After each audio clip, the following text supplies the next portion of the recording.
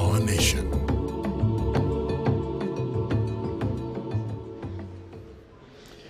Good evening to you. If you're just joining us, welcome. This is KTN News. This is Transform Kenya on KTN News. This evening, we're discussing the finance bill. My name is Eric Latif. I'm here with panelists and an audience. We are discussing finance bill and how it's impacting the manufacturing sector. This is the goose that lays the golden egg. Does the government see it as a goose, or does it just see it as the eggs? And what happens about with taking care of the goose that lays the golden egg? That's the conversation that we want to have, because the goose is here and it's saying, hello, you are affecting me and my ability to give you the egg that you want. And that's why we're here. My panelists, I would like to introduce them to you. From my immediate left is FCPA Honorable Bill Okero. He is an experienced legislator. He was been in Parliament, in the Senate, in the National Assembly, and he's also a player in the manufacturing sector. Next to him is CPA Philip Kakai, who's the chairman of the Institute of Certified Public Accountants of Kenya. And we have Christine Kayama Mudui. She's a tax expert. And we also have the chairman, the CEO of the Kenya Association of Manufacturers, Anthony Mwangi, and the chairman of the Alcoholic Beverages Association of Kenya, that's ABAK, Eric Ithua. We also have a distinguished audience here who are representing various sectors in the construction industry. Before we come to them, and Noah Kipkemboi will be introducing them, let's first of all play for you a clip of what we sampled some of the views of Kenyans on the streets of this country to hear what they think about taxation measures that have been proposed in Finance Bill 2024. Watch this. Maoni yangu mimi hapo sinaona hatujaenda vizuri. Juu kila kitu ikiongezwa, pia binadamu anafanya nini? Analalamika. Mimi first naweza sema kama uchumi venye nanunua vitu. Kununua vitu nanunua, lakini bei yake iko juu, si kama kitambo wakati wa Uhuru. Lakini sasa hivi wakati wa Ruto naona mambo iko juu, unapata iko juu, hii iko chini. Sasa inalingana na wewe venye utafanya nini? Utafanya jinsi ambavyo utafaulu. Sasa mimi nimeona tax imekuwa ngumu kwangu, biashara imekuwa ngumu, but kitu ya muhimu mimi naambia Mungu asante, amenipatia nguvu, niko mzima. Tulipoanza na hiyo serikali ya kaunti imetupeleka vizuri, lakini imefika wakati pengo tumefika sasa, nikilinganisha na hata ile inge tulikuwa nayo nyuma ya Moi, imekuwa na afadhali kuliko hiyo, kwa sababu sasa uchumi imeenda sana. Sasa hizo ukiangalia, nienda kununua mkate shilingi 40 mpaka 30. Sasa ukiangalia mkate nimekaa miezi bila kukula, siwezi afford kupata mkate, mpaka mtoto anatamani mkate. So kuhusu uchumi kwa ujumla, kwa kila kitu kimeenda juu.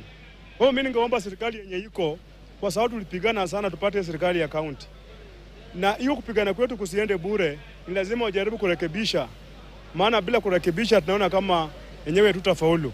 Mkiwa na rais yako na miaka 50 na katikati ya 50 na 60 hapo katikati, huyo hahitaji washauri sana. Yeye mwenyewe amejua mahali ametoka. Lakini huu ushuru ambao amesukumia wa Kenya hautafanya uchumi uinuke. Uchumi unainuka kazi sikiwa hapa na pale. Kazi za watu wa chini, watu wa kati, watu wa pale juu. Watu wengi wawe na kazi. Hata ukipiga ushuru, mwenye anapigwa ushuru halemewi. Lakini saa hii wa Kenya ni kama mifuko yao inafuja. Ikiwa mifuko yao inafuja na wewe hauoni kuwa inafuja, utapiga ushuru gani? Kama mfanyikazi wa Kenya, sijaona kana kwamba kuna shida yoyote ila, na nikutarajia tu Mungu tuafanye mambo yake tu, kwa sababu tukicomplain na hakuna solution, hakuna solution. Lazima tujikakamue ndio Mungu atubariki. All right, those are some of the sentiments by Kenyans saying hakuna haja ni complain.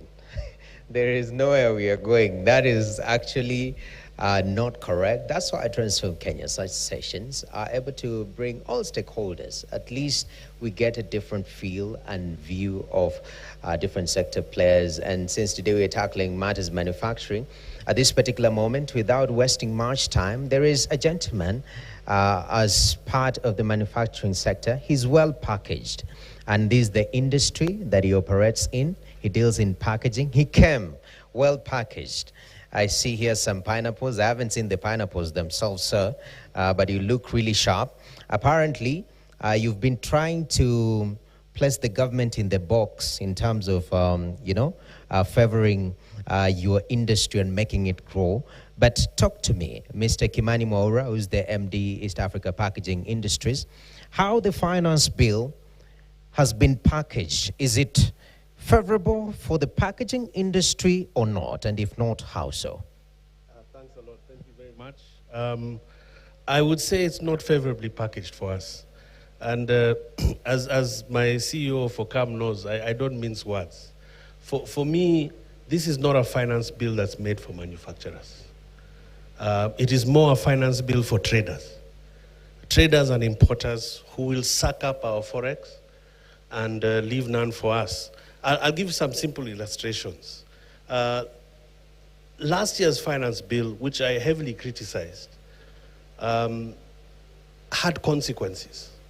And those consequences are all known to us. If we go back to 2013, manufacturing was contributing 10%, these statistics are known, 10% to GDP. Sitting here today, 10 years later, manufacturing is contributing 7% to GDP. And that is shrinking. I think this year we might fall below the 7% mark. Some of the basic tenets of economics suggest to us, and with good proof, if you want to grow an economy, grow the size of business being done in that economy. Make it conducive to attract more manufacturers so that they can employ more people and those people spend more money and government has more to tax. Last year saw a contraction of manufacturing in this country, and we have the data. Let me give you some statistics. We've seen the exit of Procter & Gamble, which has announced it's leaving in June this year. And they have stated clearly it's because the environment is not conducive for business. We have out-taxed ourselves out of competitiveness. And that is following Cadbury's and other companies, the Reckitt Benckiser, which left, that used to do Dettol. Jumia Foods has announced it's also closing. GlaxoSmithKline will also be closing. And I myself, last month, had the very horrific task of going down to Mombasa and shutting down one of our factories and laying off 70 employees. And I actually told the chair of the Parliamentary Finance Committee last year that if you do this, we'll be forced to shut down. And that's exactly what happened. And it was really sad for me to look these people in the eye and tell them that there's no more work for them. And especially after surviving COVID and fighting our way through that mess. Now, why did that happen? Just to put it in stark contrast, in stark detail. This is what we were producing in Mombasa. These are tea sacks. The paper we import to make these tea sacks is not made in Africa. So, under the common export tariff and the common duty, which is shared by the East African countries, this is an intermediary raw material not available in Kenya. So it should sit at 10% CET tax. Government saw it wise to push it to 35% because there were claims that the paper is made in Kenya, which are totally false. So as industry, we got together and we did what we call a paper verification exercise. We got an independent consultant, and they went around all the factories that deal with paper and paper conversion and indeed proved the fact that this paper is not made in Kenya. By pushing the tax to 35%, we have been knocked out of business. And now we're importing these things from Sri Lanka. And our most valuable, highest earning forex exchange earner is going in this sack. So strategically, it doesn't even make sense. I can go on and on, but I'll just take one more example. This box, we all know Del Monte. We fought for years to prove to Del Monte, headquartered in Miami, that we can make this box and they don't need to import it from Italy. We now make this box. But this box is made of paper that can resist the cold chain, which is basically being put in a freezer truck, and then it goes in a container to the UAE where Del Monte sells most of its pineapple. The paper cannot be bought in Africa. The only trees that produce this kind of paper are in Scandinavian hardwood trees that can absorb the moisture in the cold chain. Again, some individuals got to government, convinced them they make this paper here in Kenya. Tax went up to protect them. They don't make the paper. And our customers will not accept boxes made from that paper. So again, the box now is no longer competitive, and we go back to importing from Italy. And I'm just taking those two examples to illustrate a trend. Tax policy must be based on economic sanity. We continue on this path, Kenyans will lose jobs wholesale. Manufacturers will move to neighboring countries, and they will export into Kenya. It's as simple as that. Business is done to make money. So I'll keep it there. You know, hopefully I'll have a chance to say some more. But to answer your question directly, this finance bill has been packaged not for manufacturers, but for importers. And speaking as a Kenyan, I don't think it's a patriotic policy to pass through Parliament. And I hope parliamentarians are hearing us. All right, thank you very much, MD, East Africa Packaging Industries. And just to get a sentiment, earlier on I had spoken to this gentleman, and diapers, I mean, these are locally manufactured, but there is a huge demand out there. Now, the current government and the economic policy of the country is that we're having an export-led growth. That is something that we say it's intentional. But is it so? The situation kwa ground, is it different, as Kenyans will say? Kwa ground vitu ni different. Mr. Joshi, I know you are in the diapers ecosystem. First of all, looking at this finance bill, propositions within them, how are they touching on you? And talk to me, if it sails through as is, what will be the impact? So in this finance bill, So, there is an eco-levy which has been imposed on diapers, which is to the tune of 150 Kenya shillings per kg. One diaper is about 30 grams, which means, this is baby diaper now, that the price of one baby diaper will increase by 5 shillings. And when it goes to adult diapers, it will increase by 15 shillings. Affordability will become a very serious issue. Up to about 2018, all diapers, baby and adult, they were being imported into this country. In the last 6 years, there are 6 manufacturers which have come up for baby diapers, and one, which is our company, for adult diapers. Today, the installed capacity we have is almost double the requirement of the baby diapers in Kenya. In fact, in the case of adult diapers, we can take care of the whole of East Africa and Central Africa.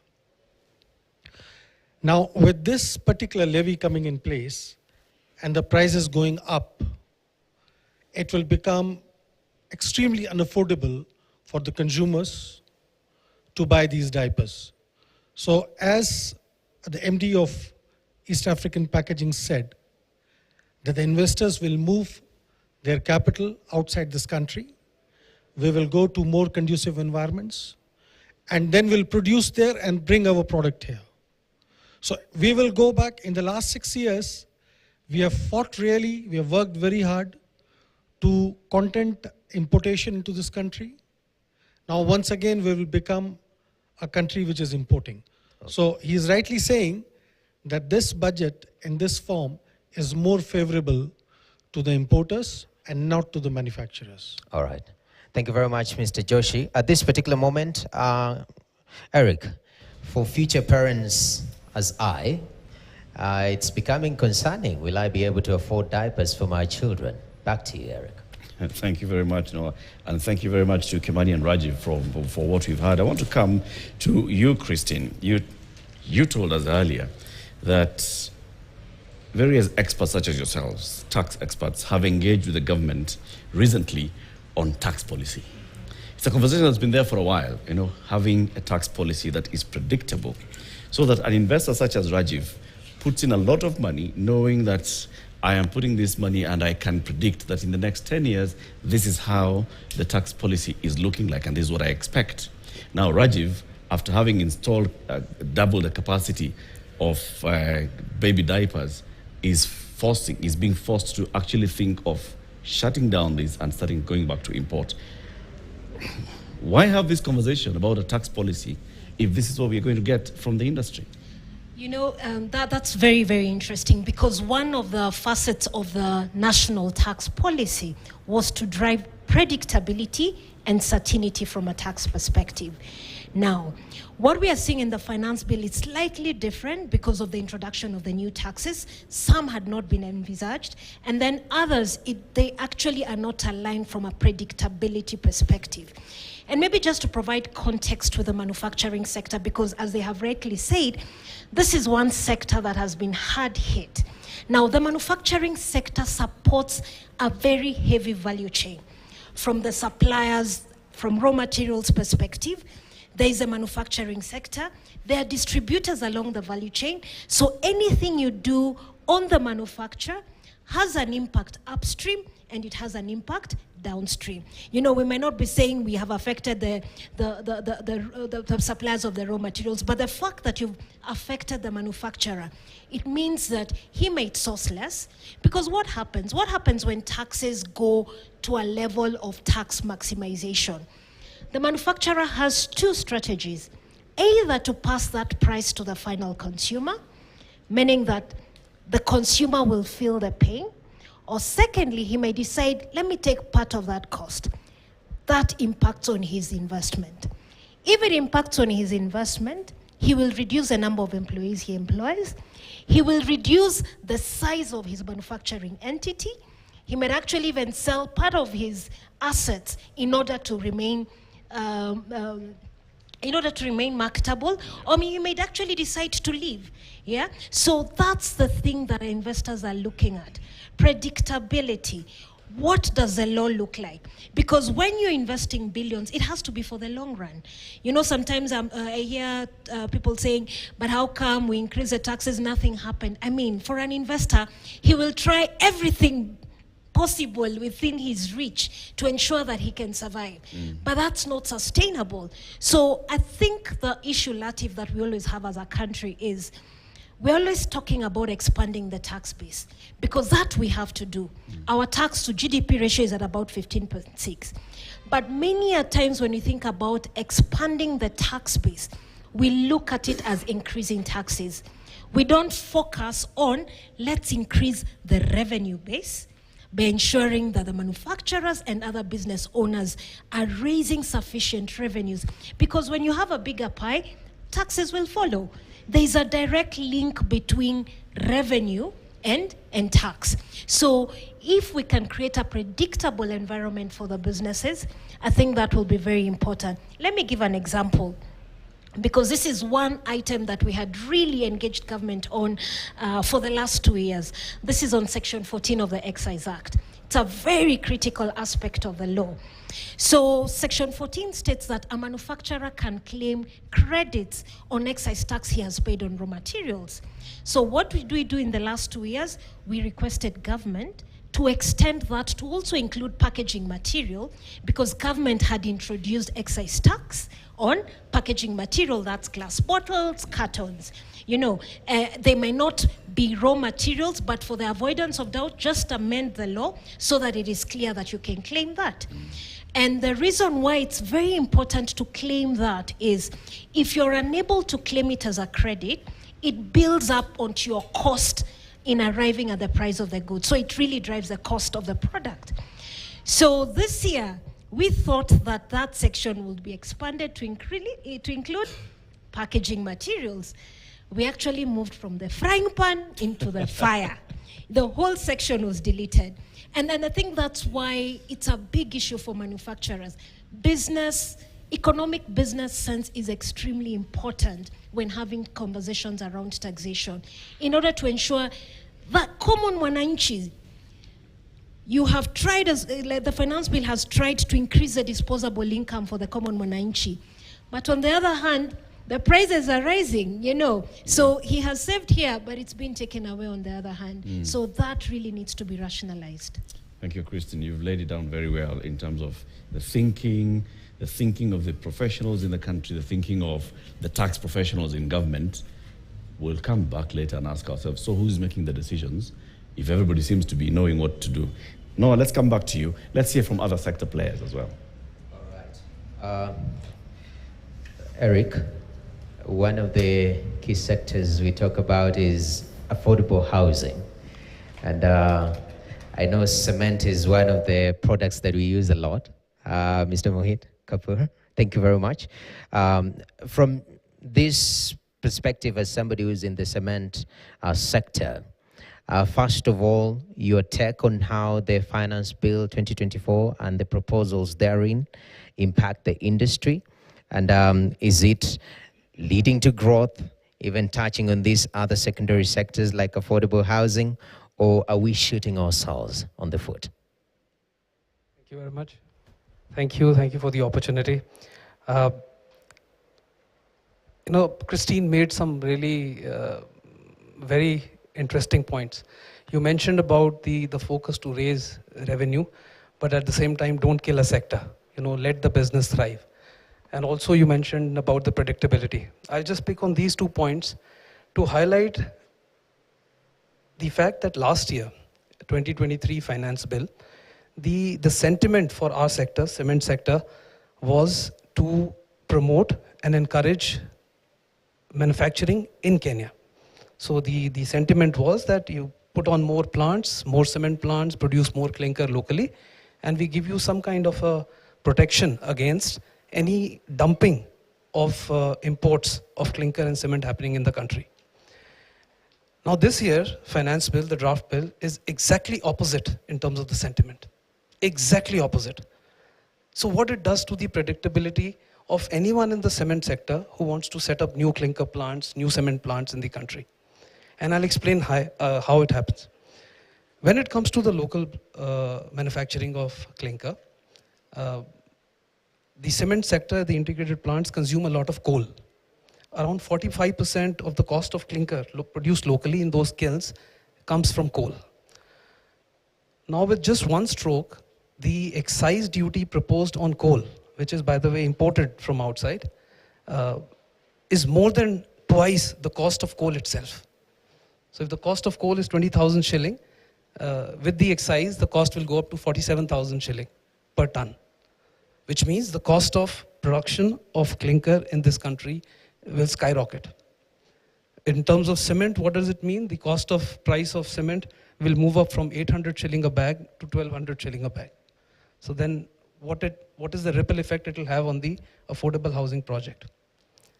Now cement is sold in bags. Now those bags are produced out of polypropylene. Now with the new eco-levy tax that has been proposed, the cost of a cement bag will go up by 70%.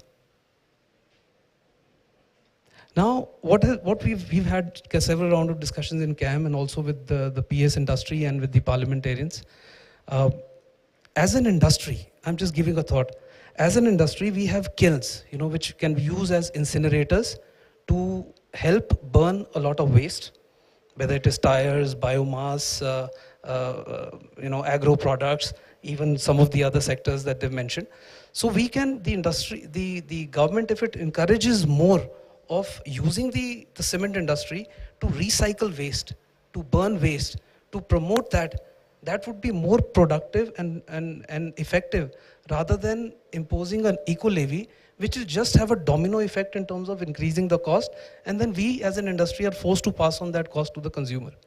Now we as an industry, we sell cement in bags. Now those bags travel all over the country, and we have been a participant to the Extended Producers Responsibility, the EPR. We fund the EPR, the non-profit organization, all the companies as an industry to make sure that those bags which are collected from various parts of the country are taken care of. Now with this eco levy, we feel it is kind of a double taxation that will happen.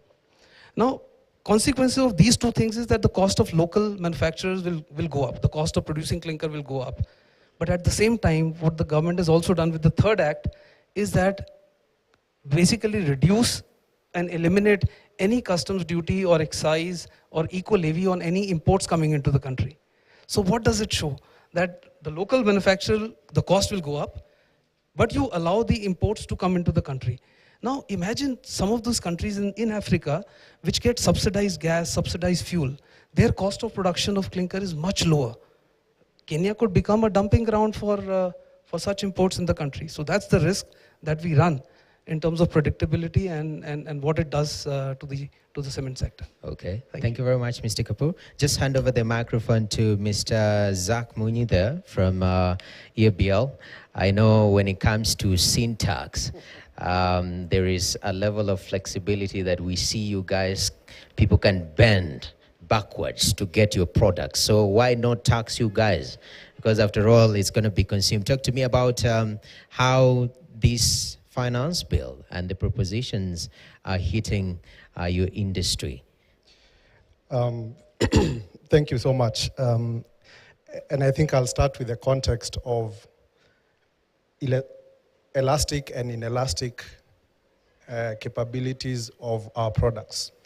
I think there's a long-standing belief that our products are price inelastic. And I'll use government data to demonstrate that it's not true. Last year, which I'll start with a compliment, the Parliament deleted a section of the Excise Duty Act that used to increase excise by inflation. And still, the Cabinet Secretary for National Treasury had the discretion to increase taxes on alcohol and other products.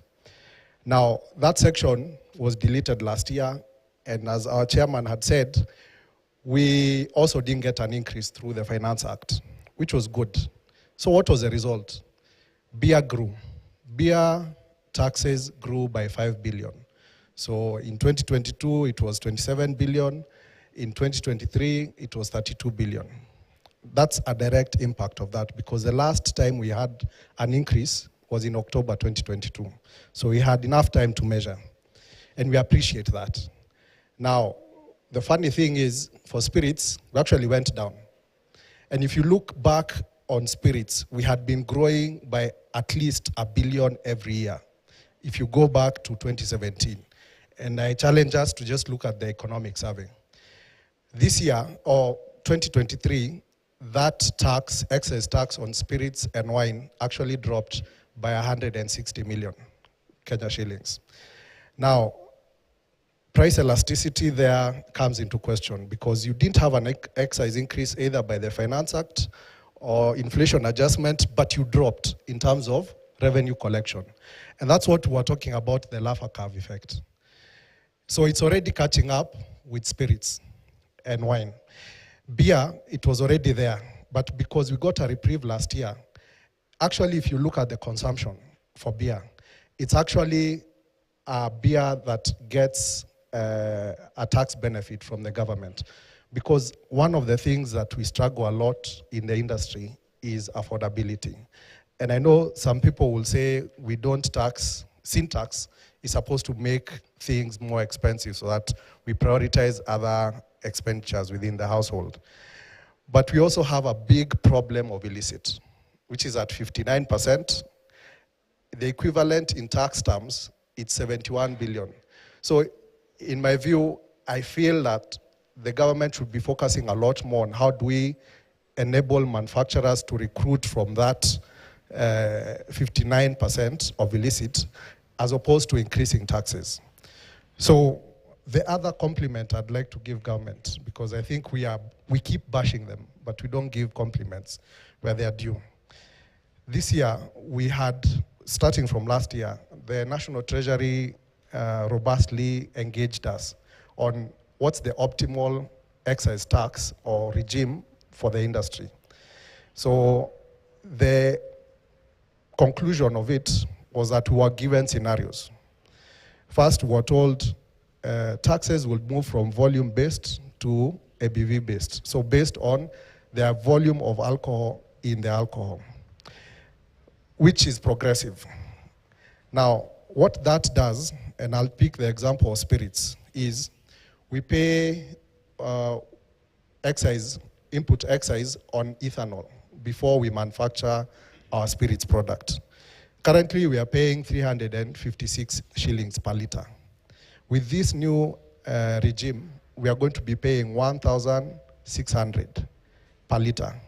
So there's a cash flow input. Now, Section 14 comes in, as Christine was mentioning, and says that 1,600 you're paying on the ethanol before you make your final product, you're not going to be able to offset it. What we'll do as manufacturers, we'll tag it into our cost of production. What that will do is it will increase our cost of production by 252% from what it is now. Just by that, our ability to offset. Now, you've also said at the finished goods stage, you will be paying 16 shillings per CL. Currently, and it's a complicated formula, we have a lot of consumption for spirit happening. 70% of consumption of spirits products happens at 40% ABV. That's alcohol by volume. For that category, the increase will move from 356 to 640 shillings in excise. So that's an 80% increase on the finished product. So there are a couple of problems with those two proposals. One, you've taken our ability to lower the cost of the product. So it means we are not competitive if, let's say, Uganda and Kenya are exporting to South Sudan. Uganda will have a better competitive edge than we do because it's a final tax and we won't be able to offset it. So that's one. Two, it's double taxation. We've put a tax on an input and you're taxing the finished product. It becomes, from a tax principle point of view, it's not the kind that supports manufacturing. Three, we've talked about illicit being at 59%. Now, the person who's consuming that spirits product will currently, if you go and survey most popular products, they'll retail between 240 and 300 shillings. That product will move to 700 shillings. Where will that person move to? He'll probably go to illicit if he can't afford anything in the legal space. Okay. So that means there's a public health concern also pegged to that. Now, value chain sourcing. The spirits we use, or the ethanol we use, we source it locally. Now, that raw material, if you've made the product, the local production unattainable or uncompetitive, what will happen is manufacturers, and Christine aptly said it, manufacturers will look for alternatives to set up plants somewhere else. That will deny our people jobs. That will deny people the value chain that we support within Kenya, the revenue they are earning, because we procure spirits from Kenya.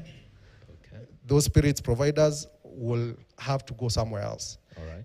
Yeah, and just before I hand over the mic, I think last year, there was also a proposal to pay taxes within 24 hours for the sector. That has been the worst thing because it's taken away our profitability, our ability to invest, and it has not solved the policy idea behind putting the excise within 24 hours. So that's also something that we are actually encouraging the government to just take it back to the payment of excise within 30 days.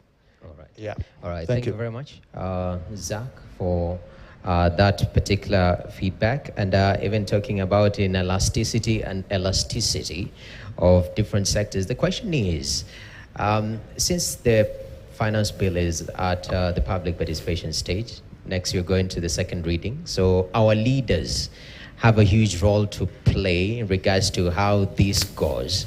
We'd like to sample some of the sentiments from Kenyan leaders The Touch on Finance Bill 2024. Listen in. Tukiangalia tax ikiongezwa kwa mkate inakuliwa na watu wetu wale wa chini.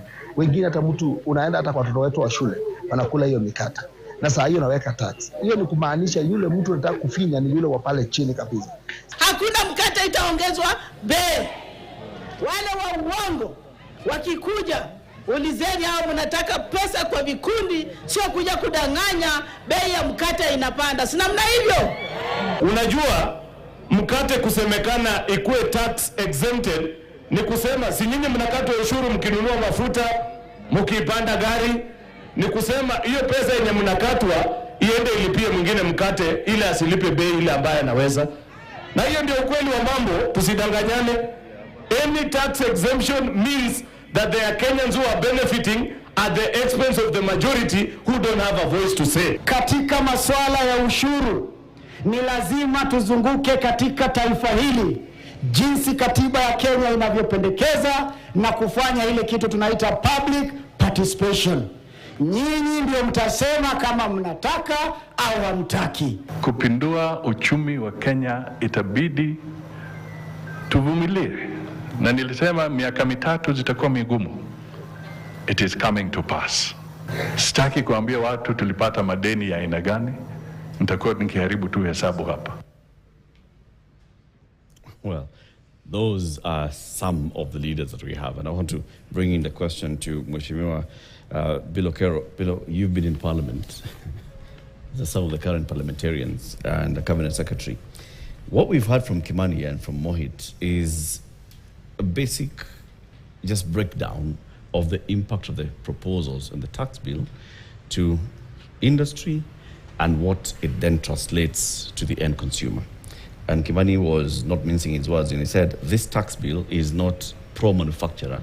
This is a bill for traders.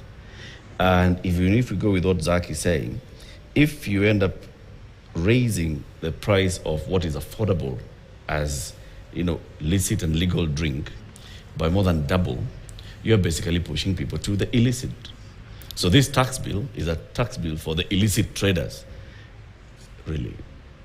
So it's already come from the Council of Economic Advisors. It has come from those in the National Treasury. It has gone to Parliament. Do you think, Bilo, that our parliamentarians have the capacity to actually understand these things? And then also, if they get the feedback from the manufacturers and hear this is how the impact it's going to have, do they have the capacity to come up with alternatives? Or then, if we don't go this route, what's the other route that we say we'll put in this bill on revenue collection? I think as an institution, Parliament, as an institution, it has the capacity because they are experts. There's Parliamentary Budget Office. They have experts who give them advice. But will they do it? No, because they are not in charge. Parliament has become an appendage of the executive. So who's they not will in do charge? Sorry. The Parliamentary Budget Office? No. Parliamentary Budget Office simply gives the advice to the members of Parliament. Okay. But members of Parliament do not do things in interest of their voters or what they think is right. They do what they think the executive wants. There's a growing sense in Parliament nowadays, in politics in this country, that you owe your existence in Parliament to the executive. But the second thing, let me also say that there is, to some degree, people don't understand. Parliamentarians and others don't understand the significance of what they are doing. Look, the government, as an institution, only contributes less than 25% to the GDP. I think in this country it's about 23% or so. It doesn't contribute. 75% of our GDP comes from the private sector. And two, the second thing is that, for heaven's sake, we should not focus on taxes. Businesses are not about paying taxes. No. Business is about, one, getting goods and services available to your people in the country, being self-sufficient. Two, businesses is about creating jobs for people in the country.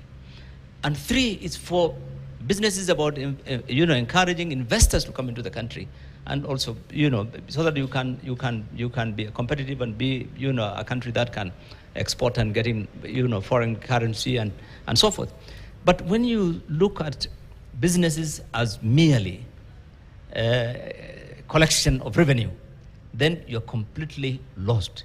And this is the unfortunate thing that we have in this country. The focus of the government is when they look at you, this industry, they take the calculator. How much have they paid taxes? And they don't look at how much this invested and how much have they contributed to the economy, how many employees are there, how many people are putting bread and butter on the table because of this is not what the government is looking at. And this is the unfortunate thing that the leaders are not looking at. And so I think it's really unfortunate that what Kimani and his colleagues have mentioned is repeated across in every industry.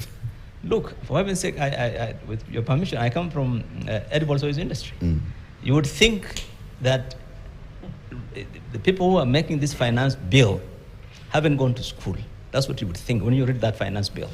Because you have a situation where today you are going to, immediately this law is passed, you have introduced 25% excise on a crude seed oil, palm oil or sunflower oil, whatever crude that you import. You're going to pay 25% excise duty under this law. Then when you refine, another 25%, similar. And you have removed that offset. And then you said, you'll eco levy, 150 shillings per kilogram. My 20-liter jerrycan is 1 kilogram. It's costing me 250 shillings now to buy from the manufacturer. So I'm going to pay 150 on top. That will take it to almost 400. Then you have added another excise duty on the same plastic jerrycan, 10%. Then you'll add VAT. You'll take that empty alone to almost 500 shillings. That empty jerrycan. And then, you know, when you now add up all that taxes, my jerrycan will go to 6,500 shillings. And out of that 6,500, Eric, 4,000 shillings is different forms of taxes. Wow. There's VAT 16%, there is railway development, railway, there is IDF. And the government, we agreed with them, through the manufacturers. Kenya manufacturers that, look, as manufacturers, there's a huge value chain. Upstream, we're ready to support the farmers. In fact, this industry pays 2% on the value of the imports to Agricultural Food Authority. This is what they call nuts and oil crops development levy, 2%. It comes to almost 15, 20 billion annually for assisting farmers to grow the seeds, to grow sunflower, to grow palm oil, whatever. And as we said, we are ready to take the entire quantity. Nobody knows where that money goes. It goes into the treasury pool. So there's no farmer who's benefiting from the 2% we are paying. Then downstream, the value chain is huge from the manufacturer, from the people who are packaging, to the distribution, to transportation, to the bakeries, confectionaries, to the butter, Blue Band, every other sector. It's almost 100,000 employees in that entire value chain. You're not bothered. You're not bothered how much investment, because in the food industry, I think after the flour, is probably the largest investments, nearly 100 billion invested in 13 factories. They're not bothered. The guy who sits and does those calculations, he says, I'm supposed to raise some revenue. He doesn't care how many employees will be lost. In the entire value chain, there'll be 100,000 employees, and how many will lose jobs, they don't seem to. So I think there is a sense in which the tax policy and many of the policies that we develop in this country, we look at regulatory aspect from the government perspective, but we are not looking at facilitating business. That's why we have lost our competitiveness in this country. For 30 years, from the time I've been in ISPAC, we've been looking at budgets. And we've been saying we are losing our competitiveness. We used to manufacture everything for East African industry, for East African community. Everything from toothpaste to your chocolates to everything. Today, we are importers. Net importer. If you go to Namanga now, the border, you'll get 1,000 trucks bringing goods to Kenya. None going with anything. Uganda, we are now almost a net importer.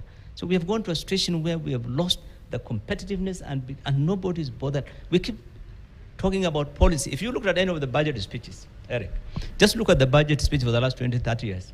If any of those were implemented, those flowery things that I mentioned in Parliament, now we would be on the moon. But you know...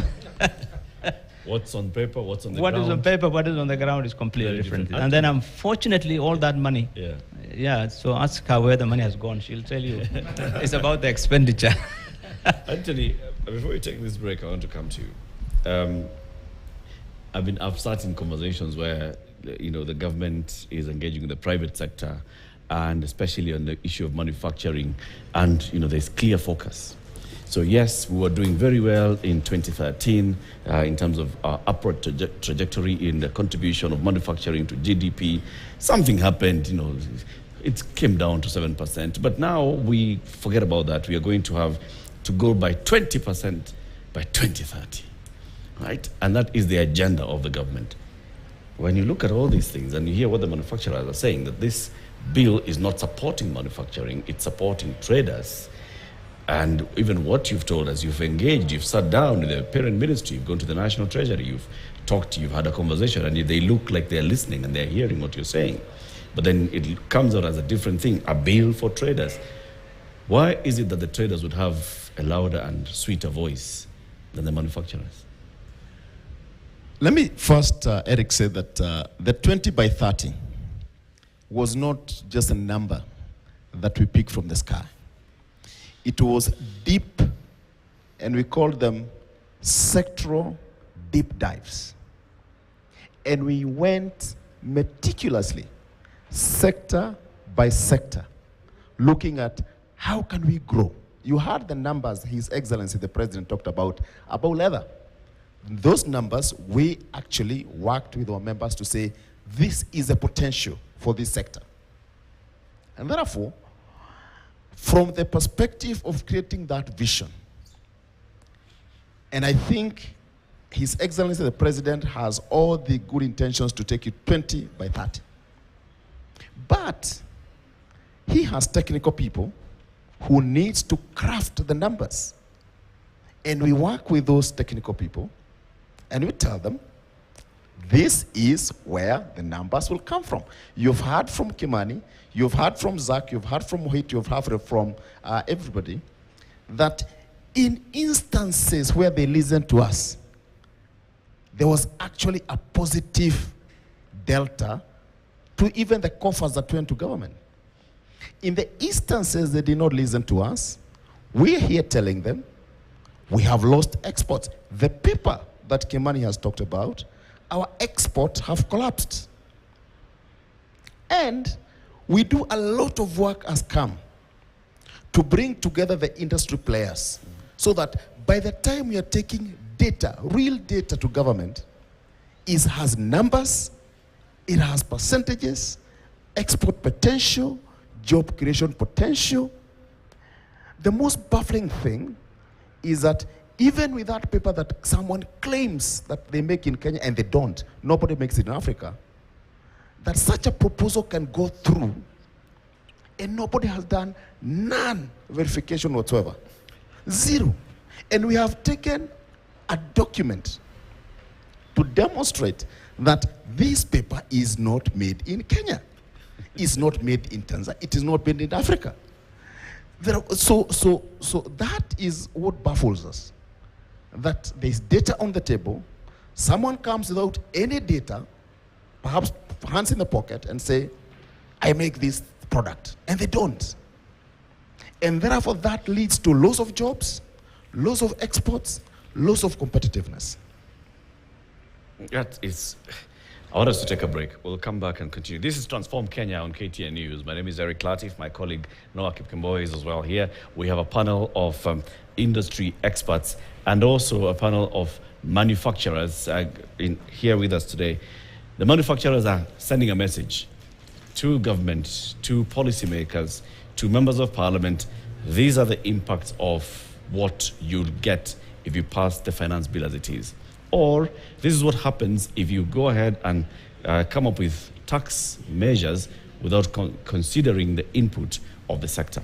And that's why we're having this conversation this evening. We'll be back shortly. We want to hear from other sectors as well. We've heard about plastic and packaging. We want to hear from others. We've heard about, we've heard from the cement manufacturers. If a bag of cement is going to go up in cost by over 500 shillings just on the stroke of a pen, on paper, that has a huge impact on everything else. Even when we talk about affordable housing, huge impact. What does that mean? Keep it here. We'll be back shortly.